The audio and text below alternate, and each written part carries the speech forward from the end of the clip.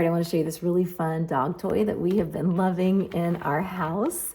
So what you do is there's a little sort of battery pack in there that you can charge it up. Mine actually came charged.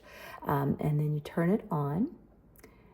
And you can see that that light came on, so it's ready to go. Put that inside and then twist this on.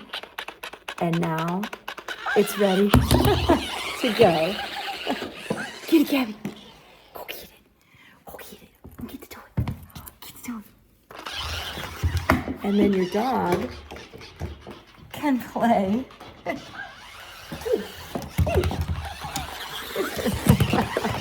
do you think, Gabby? What do you think?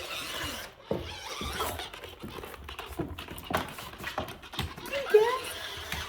And it's got a couple of different fun modes. Get it, Cat. Get it.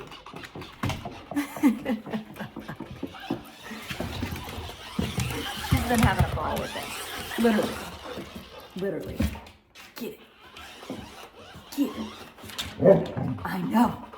You get it. Hours and hours of fun all over the house.